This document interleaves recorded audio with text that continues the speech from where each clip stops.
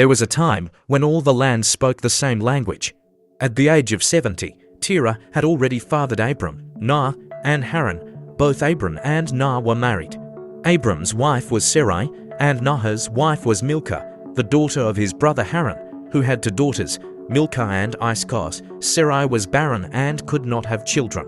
Terah, with his son Abram, his grandson Lot son of Haran, and Sarai, his daughter-in-law Abram's wife, left Ur of the Chaldeans to go to the land of Canaan. But when they arrived, they settled there.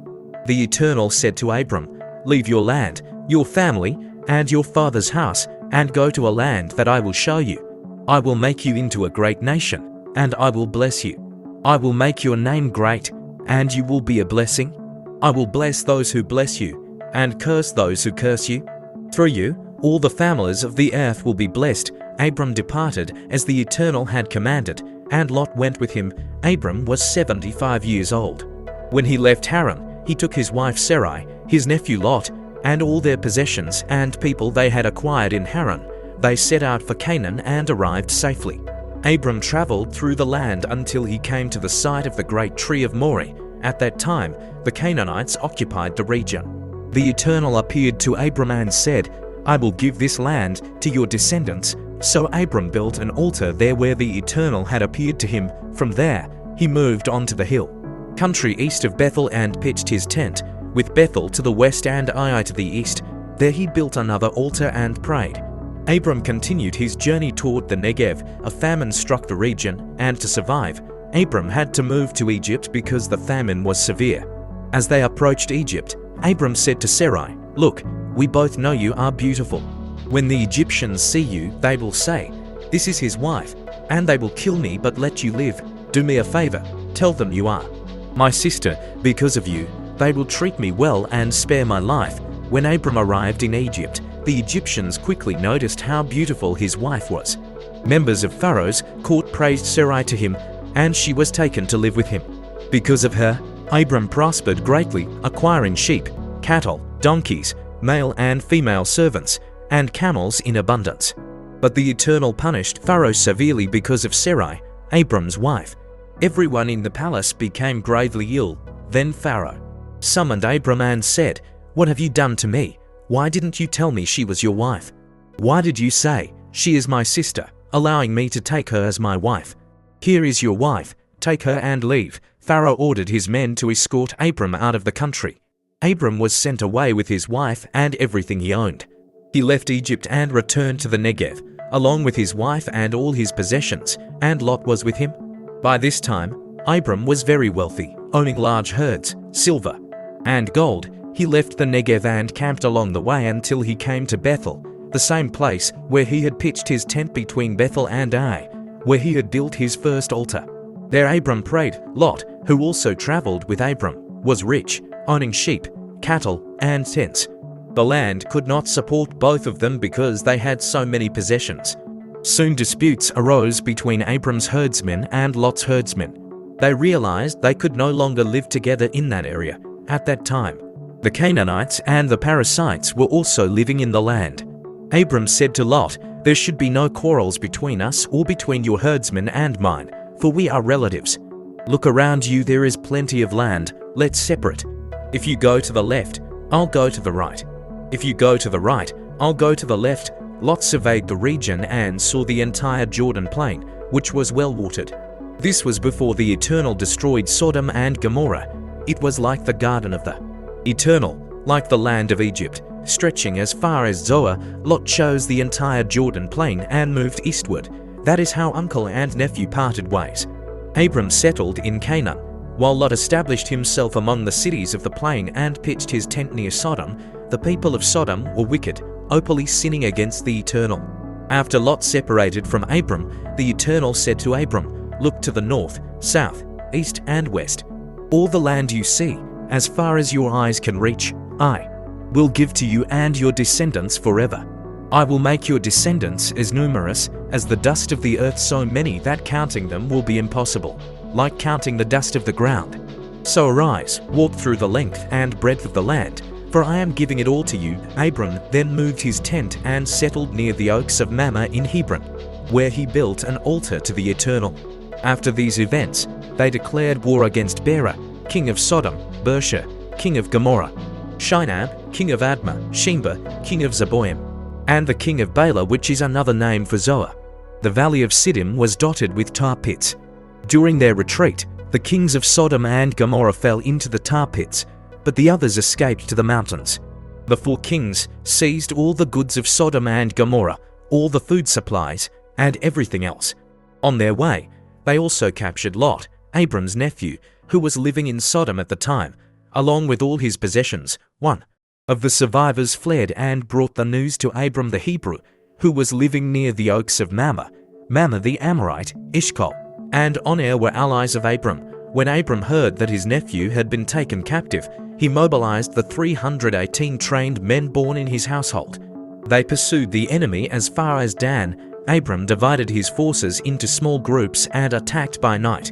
They chased the enemy as far as Hobah, north of Damascus, and recovered everything that had been taken, including Lot, his possessions, the women, and the other captives. After Abram returned from defeating Kedorlaomer and his allies, the king of Sodom came out to meet him in the valley of Shaveh, which is the king's valley. Melchizedek, king of Salem and priest of God Most High, brought out bread and wine and blessed Abram. Blessed be Abram by God Most High, creator of heaven and earth. And blessed be God Most High, who has delivered your enemies into your hand. Abram gave Melchizedek 1/10 of everything he had recovered. Then the king of Sodom said to Abram, "Give me the people, but you can keep the goods for yourself." Abram replied, "I swear to the Lord, God Most High, creator of heaven and earth, that I will not take even a thread or a sandal strap from what belongs to you. I don't want you to say, 'I made Abram rich.'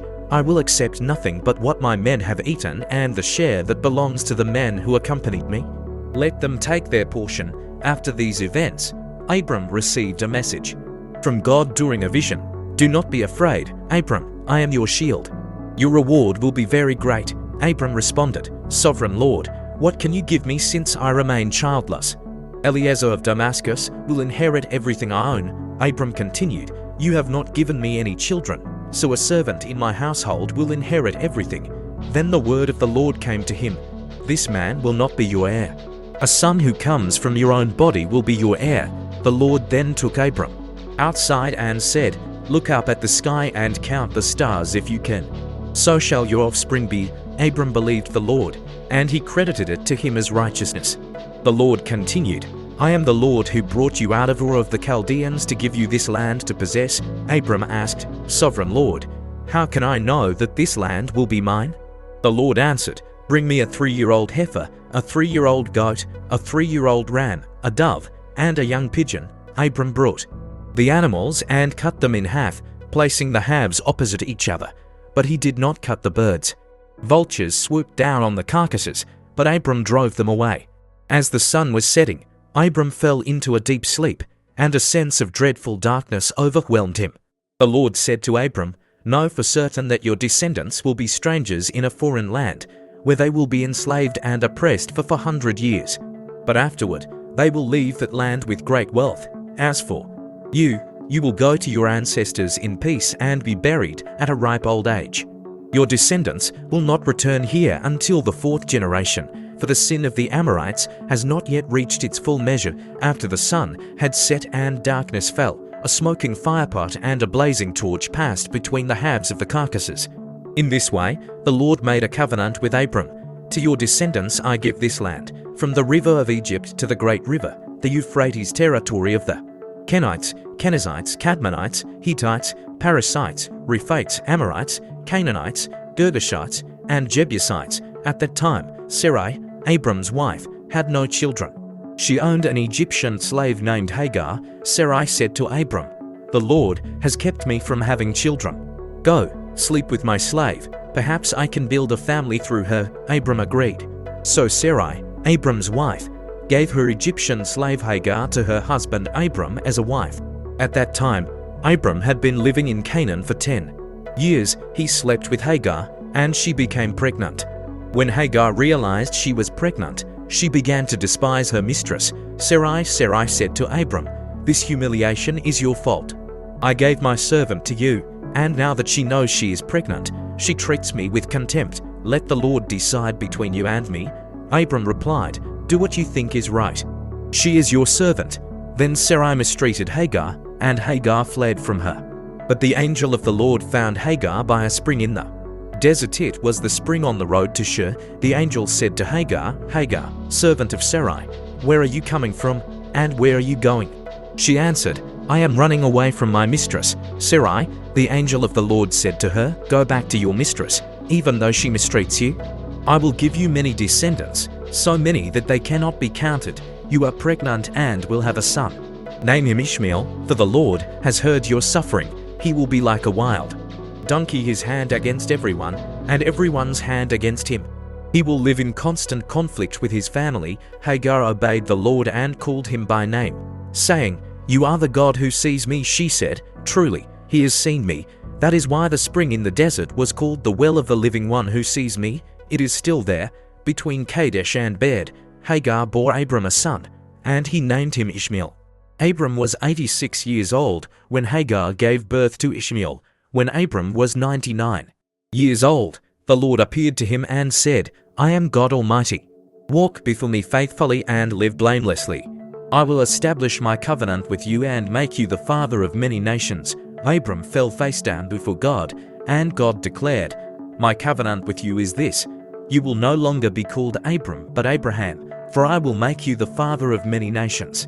Kings will come from you, and nations will descend from you. I am establishing my covenant between me and you, and it will include your descendants after you as an everlasting covenant. I will be your God and the God of your descendants. The land where you are now living as a foreigner, the whole land of Canaan, I will give to you and your descendants forever, and I will be their God." God continued, "This is your responsibility in keeping my covenant. Every male among you must be circumcised.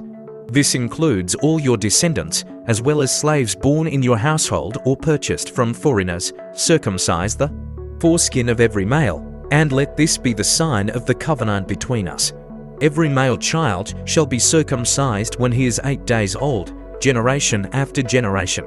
This includes not only your sons, but also any foreign-born slaves in your household. Any uncircumcised male who does not have the foreskin removed will be cut off from his people, for he has broken my covenant." Then God said to Abraham, "As for Sarai, your wife, do not call her Sarai anymore. Her name will now be Sarai. I will bless her and give you a son through her. From her will come nations, and kings of peoples will descend." Abraham fell face down and laughed, thinking, "Can a child be born to a man who is 100 years old? And can Sarah, who is 90, bear a child?"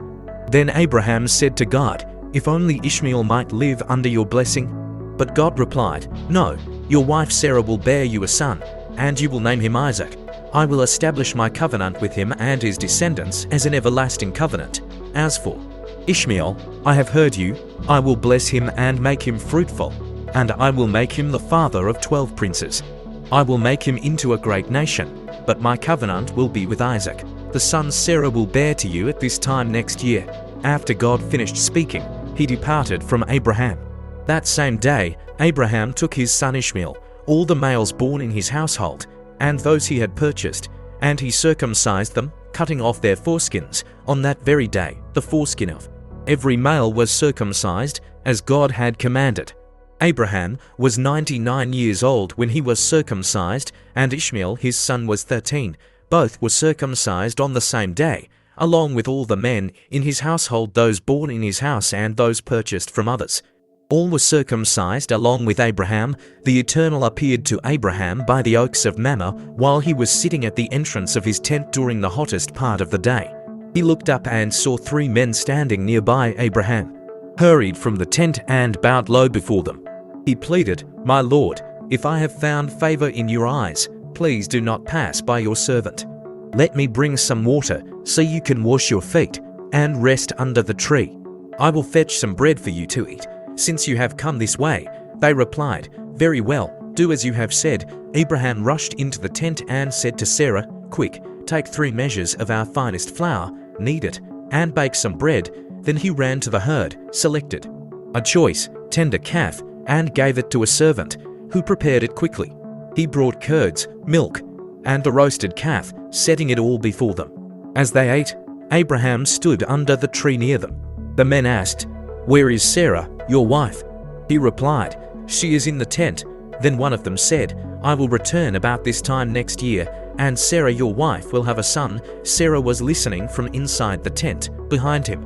Now Abraham and Sarah were old, advanced in years. Sarah had long past the age of childbearing. She laughed to herself, thinking, "After I am worn out and my Lord is old, shall I have this pleasure?" But the Eternal said to Abraham, "Why did Sarah laugh and say, 'Shall I indeed bear a child?' Old as I am, is anything too hard for the Eternal?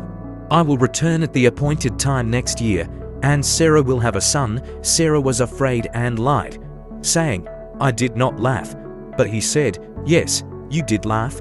The men got up to leave and headed towards Sodom. But Abraham walked with them to see them off. Then the Eternal said, "Shall I hide from Abraham what I am about to do? He will surely become a great and powerful nation, and through him, all the nations of the earth will be blessed. For I have chosen him so that he may direct his children and his household after him to keep the ways of the Eternal, doing what is right and just, so that the Eternal may bring about for Abraham what he has promised him." The Eternal continued, "The outcry against Sodom and Gomorrah is great, and their sin is exceedingly grave. I will go down to see if what they have done is as bad as the outcry suggests. If not, I will know." The men turned and walked towards Sodom, but Abraham remained standing before the Eternal. Abraham stepped forward and asked, "Will you really sweep away the righteous with the wicked? What if there are 50 righteous people in the city? Will you still destroy it and not spare it for the sake of the 50 righteous? Far be it from you to do such a thing, to kill the righteous with the wicked, treating the righteous and the wicked alike. Surely the judge of all the earth will do what is right." The Eternal answered, "If I find 50 righteous people in Sodom, I will spare the entire city for their sake." Abraham spoke again, "Now I, who am but dust and ashes, have taken it upon myself to speak to the Lord. What if there are 5 fewer than 50 righteous people? Will you destroy the whole city because of 5? The Eternal replied, "I will not destroy it if I find 45 righteous people there." Abraham persisted, "What if only 40 are found?" The Eternal said, "For the sake of 40, I will not destroy it." Abraham continued, "Please do not be angry, Lord, but what if only 30 are found?" He answered, "I will not destroy it if I find 30 there." Abraham pressed further, "Please forgive my boldness, but what if only 20 are found?" The Eternal replied, "For the sake of 20, I will not destroy it." Abraham asked once more, "Please do not be angry, Lord, but let me ask one last time, what if only 10 are found?" The Eternal said, "For the sake of 10, I will not destroy the city." When the Eternal had finished speaking with Abraham, he departed, and Abraham returned home. The 2 angels arrived at Sodom in the evening, and Lot was sitting at the gate of the city. When he saw them, he got up to meet them and bowed low before them. "My lords," he said, "please turn aside to your servant's house, spend the night, wash your feet, and rise early to continue your journey." But they replied, "No, we will spend the night in the square." Lot insisted strongly, "No, please come to my house." Finally, they agreed and went with him to his house. He quickly prepared a hot meal, and they ate before the guests retired. Meanwhile, the men of the city, young and old alike, gathered around Lot's house, coming from every direction, and surrounded the place. They shouted to Lot, "Where are the men who came to stay with you tonight? Bring them out so we can have our way with them." Lot went outside to meet them, shutting the door behind him, and pleaded, "Please, my brothers, don't do this wicked thing. Look, I have 2 daughters who are virgins. Let me bring them out to you, and you can do with them as you please. But do not lay a hand on these men, for they are my guests." But they replied, "Get out of the way. You came here as an outsider, and now you want to tell us how to live. We'll treat you worse than them." They advanced on Lot, determined to break down the door. The 2 angels inside reached out, pulled Lot into the house, and shut the door. Then they struck the men outside with blindness, both young and old, so that they could not find the entrance. The 2 men said to Lot, "Do you have any relatives here, sons-in-law, sons, daughters, or anyone else in the city? Get them out of here now, because we are about to destroy this place." The outcry against it has reached the Lord, and he has sent us to wipe it off the face of the earth. Lot went out and spoke to his sons-in-law, who were pledged to marry his daughters, but they thought he was joking. As dawn approached, the angels urged Lot, "Hurry, take your wife and your 2 daughters and get out of here, or you will be swept away when the city is judged." When Lot hesitated, the angels seized him, his wife, and his daughters by the hand and led them safely outside the city, for the Lord was merciful to them. Once outside, the angels instructed Lot, "Run for your lives. Don't look back, and don't stop anywhere on the plain. Flee to the mountains, or you will be destroyed." But Lot pleaded, "No, my lords. Please don't make me go to the mountains. I know I'm being presumptuous to speak to you like this, but you've been so kind to save my life. I can't flee to the mountains. Disaster might overtake me there, and I would die. Look, that city over there is close enough to escape to. It's small and insignificant. Let me flee there. It's just an open area by the road, and I'll survive." "Very well," they replied, "since you insist, we won't destroy the city you mentioned. Hurry and get there, for we cannot do anything until you arrive." That is why the city was called Zoar, meaning small. By the time Lot entered Zoar, the sun had risen. Then the Lord rained down burning sulfur on Sodom and Gomorrah, a river of fire from heaven, and destroyed the cities, the entire plain, all the inhabitants, and everything that grew on the land. But Lot's wife looked back and turned into a pillar of salt. Early the next morning, Abraham got up and went to the place where he had stood before the Lord. He looked down towards Sodom and Gomorrah and saw only smoke rising from the land, like smoke from a furnace.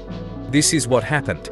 Before destroying the cities of the plain, God remembered Abraham and brought Lot out of Sodom. Before wiping those cities off the face of the earth, Lot left Zoar and moved with his 2 daughters to the mountains because he was afraid to stay in Zoar. They lived in a cave. One day, the older daughter said to the younger, "Our father is old, and there are no men left in this place to give us children. Let's get our father drunk with wine and lie with him, so that we can preserve our family line through him." That night, they got their father drunk with wine, and the older daughter went in and slept with him. Lot was unaware of what was happening, because he was unconscious. The next morning, the older daughter said to the younger, "Last night I slept with our father. Let's get him drunk again tonight, and it will be your turn to lie with him, so that we can both have children and preserve our family line." That night, they got their father drunk again, and the younger daughter went in and slept with him. Again, Lot was unaware of what was happening because he was unconscious. Both daughters became pregnant by their father. The older daughter gave birth to a son and named him Moab. He is the ancestor of the Moabites of today. The younger daughter also gave birth to a son and named him Ben-Ammi. He is the ancestor of the Ammonites of today. Abraham moved on from there to the Negev and settled between Kadesh and Shur. Living as a foreigner in Gerar, Abraham referred to Sarah as his sister. So Abimelech, king of Gerar, sent for Sarah and took her.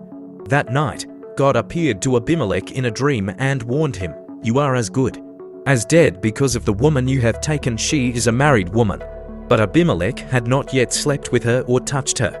He replied, "Lord, would you really destroy an innocent man?" He told me, "She is my sister," and I believed him. She herself said to me, "He is my brother." I had no idea I was doing anything wrong, and God said to him in the dream, "Yes, I know your intentions were pure, which is why I prevented you from sinning against me. I kept you from touching her. Now return the man's wife, for he is a prophet, and he will pray for you so that you may live. But if you do not return her, know that you and everyone in your household will die." Early the next morning, Abimelech rose and summoned all his servants. He told them everything, and they were shocked. Then Abimelech called Abraham and asked, "What have you done to us? How have I wronged you that you would bring such great guilt upon me and my kingdom?" "You have done something that should never be done," Abimelech continued. "What were you thinking when you did this?" Abraham replied, "I thought there was no fear of God in this place, and they would kill me to take my wife.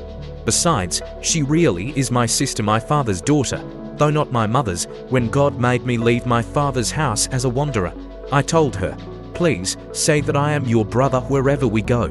Abimelech returned Sarah to Abraham, along with sheep, cattle, male and female slaves, and a gift of 1,000 pieces of silver. He said to Abraham, "My land is open to you. Live wherever you wish." To Sarah, he said, Here are 1,000 pieces of silver as vindication before the world. It is my way of making amends for the offense against you." Afterward, Abraham prayed to God, and God healed Abimelech, his wife, and his female slaves, so they could bear children again. For the Lord had closed every womb in Abimelech's household because of Sarah, Abraham's wife. The Lord visited Sarah, just as he had promised, and fulfilled his word. She became pregnant and gave birth to a son for Abraham at the very time God had said it would happen. Abraham named the boy Isaac. When the child was 8 days old, Abraham circumcised him, as God had commanded. Abraham was 100 years old when his son Isaac was born. Sarah said, "God has brought me laughter, and everyone who hears about this will laugh with me." She also said, "Who would have said to Abraham that Sarah would nurse a child? Yet here I am, bearing a son in his old age." The child grew and was weaned, and Abraham held a great feast on the day Isaac was weaned. One day, Sarah saw Ishmael, the son Hagar the Egyptian had borne to Abraham.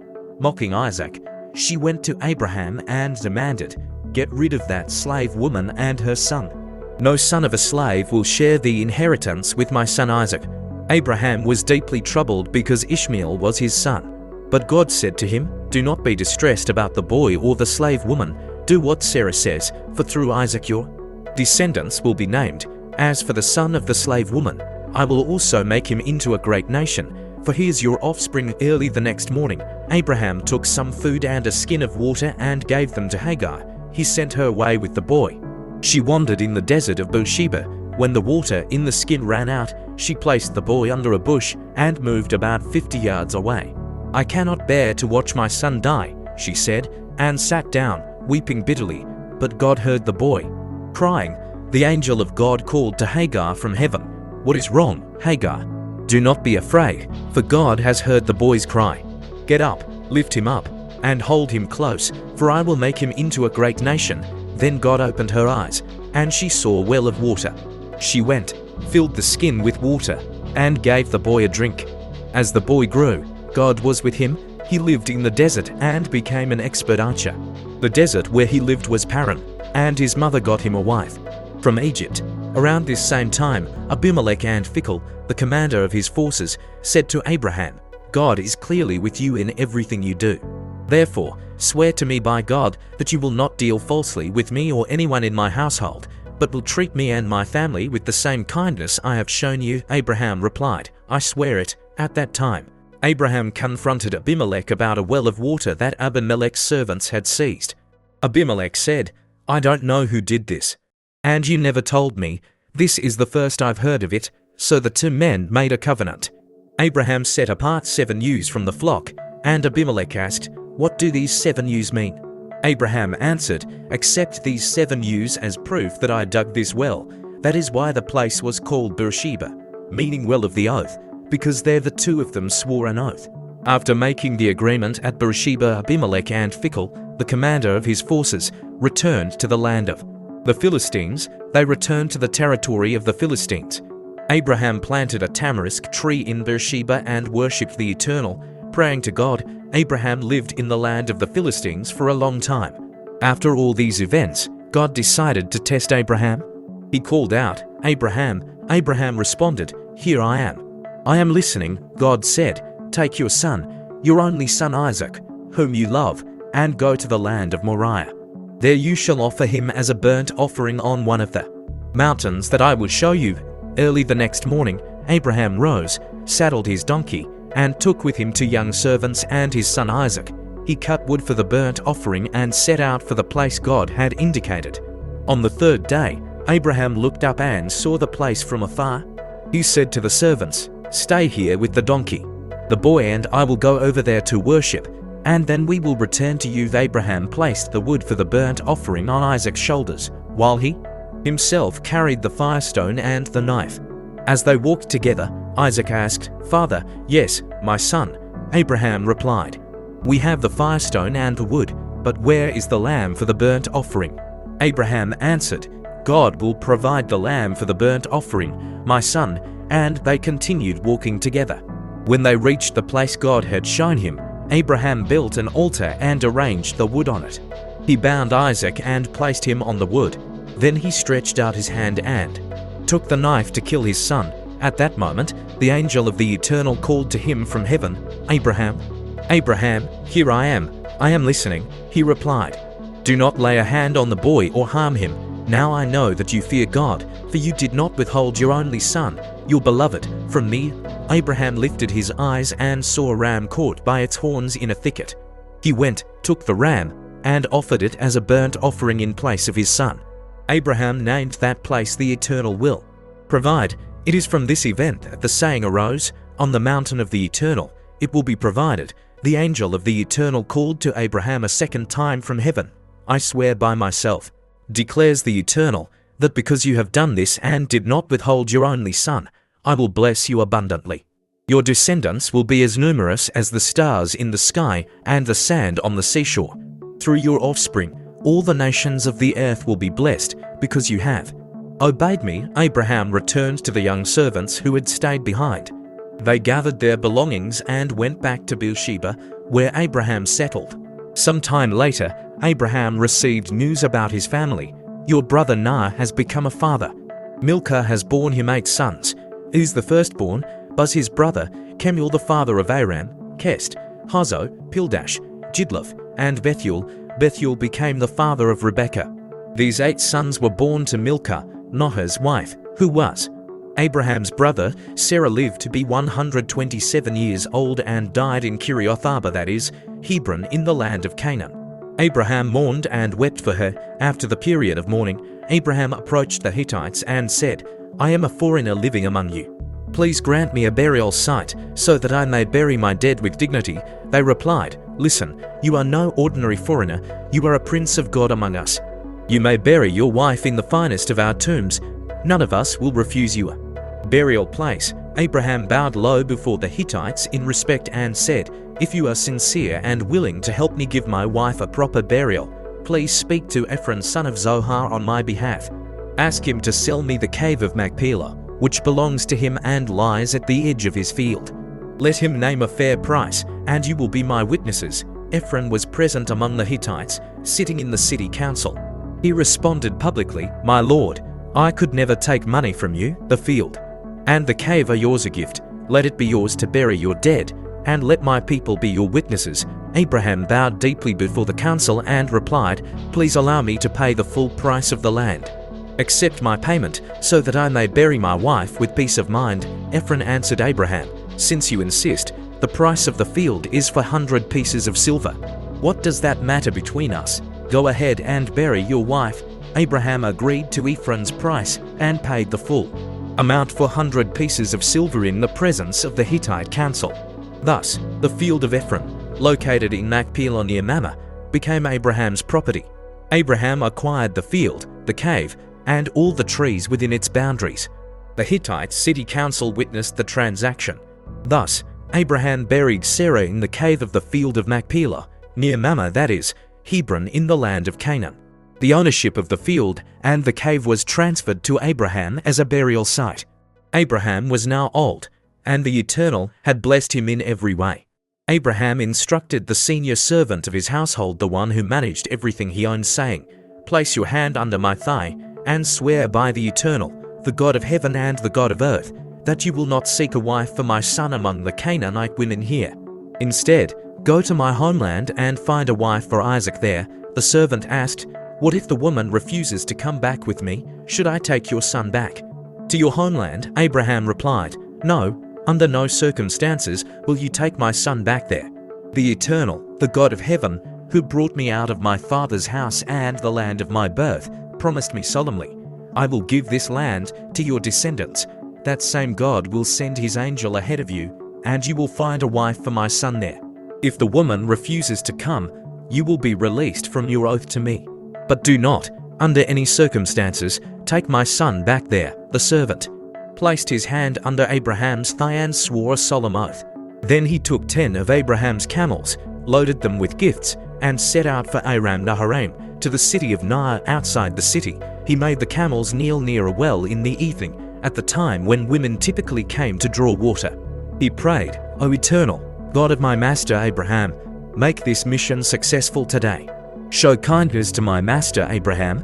Here I stand by the spring while the young women of the city come to draw water. Let the young woman to whom I say, please lower your jar so I may drink, respond, drink, and I will also water your camels. Let her be the one you have chosen for your servant Isaac. In this way, I will know that you have shown kindness to my master.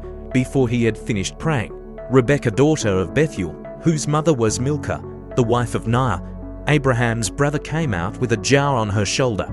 The young woman was very beautiful, a virgin, untouched by any man. She went down to the spring, filled her jar, and returned.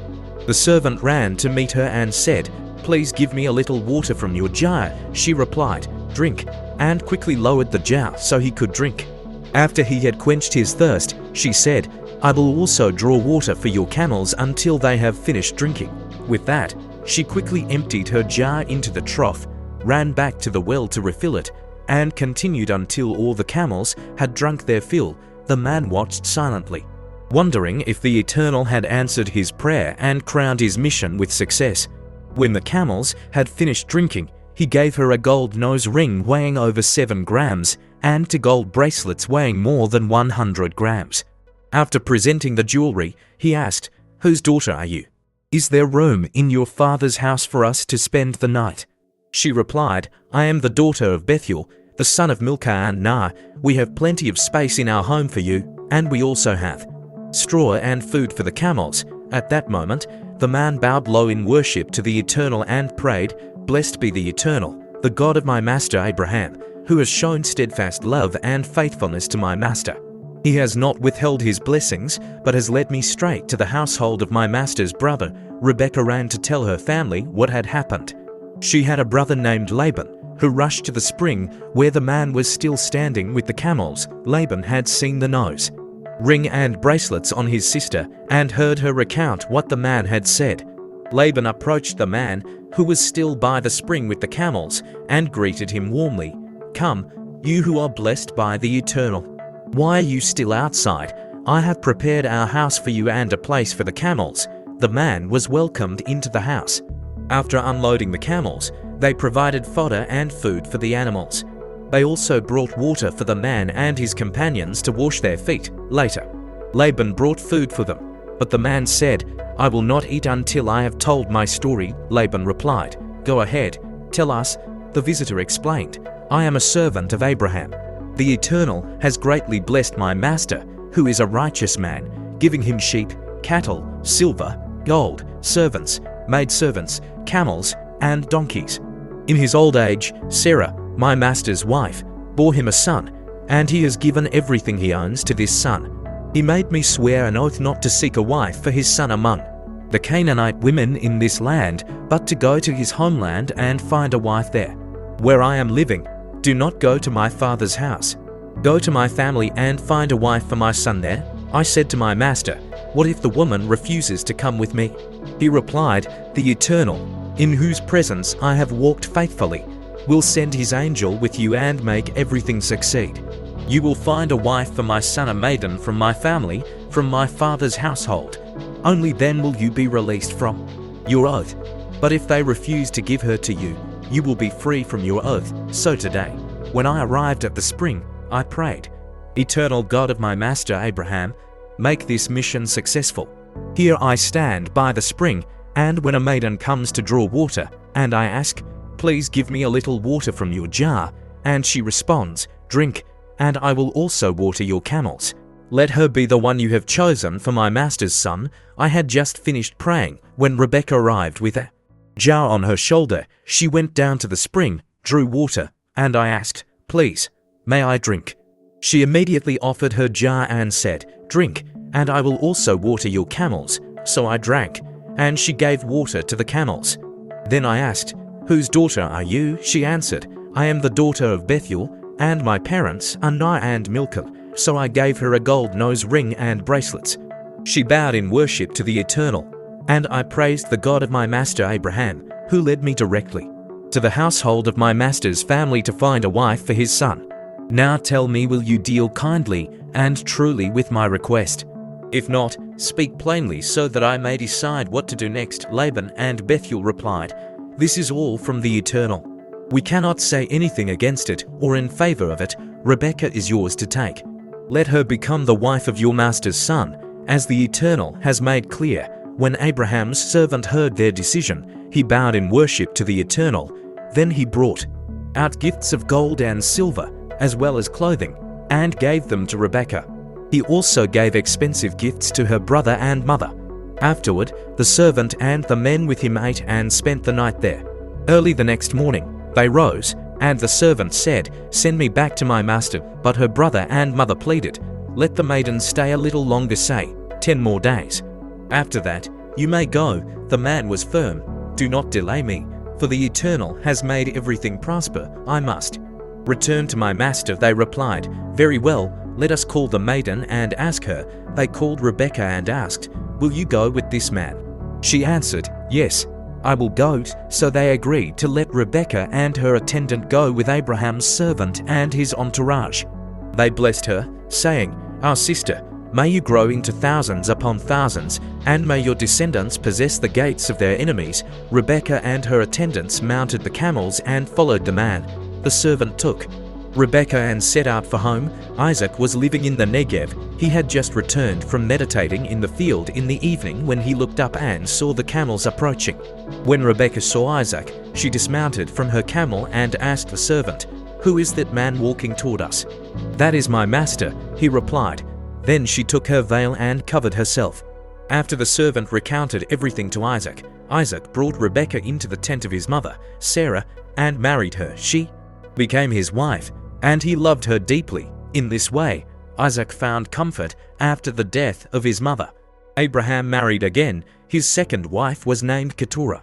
She bore him Zimran, Jokshan, Medan, Midian, Ishbak, and Shua. Jokshan was the father of Sheba and Dedan.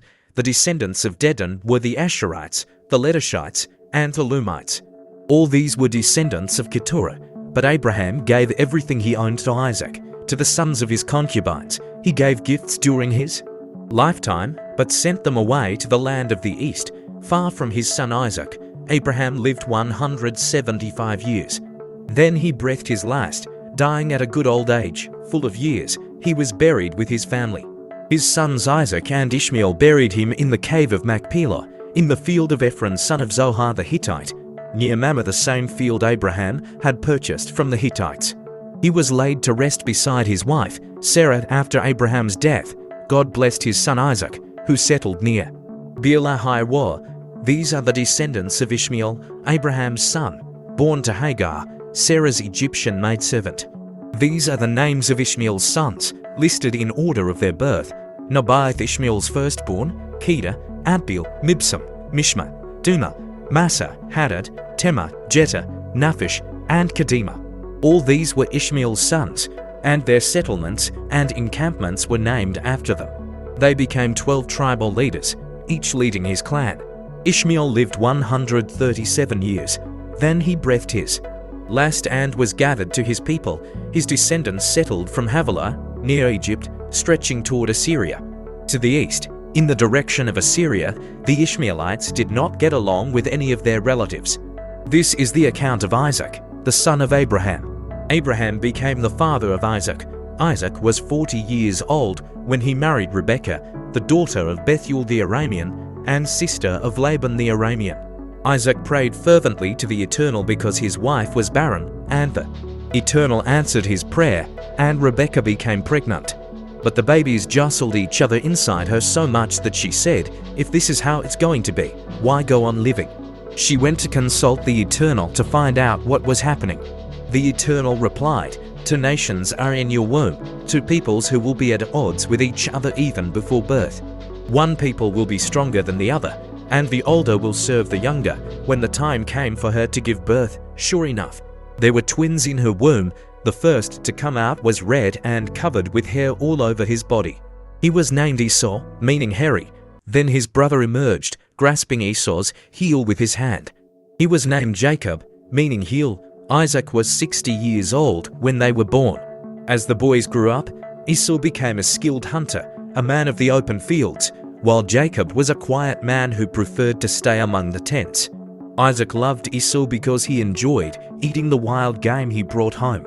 But Rebekah loved Jacob, One day, Jacob was cooking a stew of red lentils when Esau returned from the field famished. He said to Jacob, "Let me have some of that red stew, I'm starving." That's why he was also called Edom Red. Jacob replied, "First, you'll have to trade me your birthright for it." Esau said, "I'm about to die. What good is a birthright to me?" Jacob insisted, "Swear to me first." So Esau swore an oath, relinquishing his birthright to Jacob. Then Jacob gave his famished brother some bread and lentils to Esau, ate, drank, and left. In this way, Esau showed how little he valued his birthright.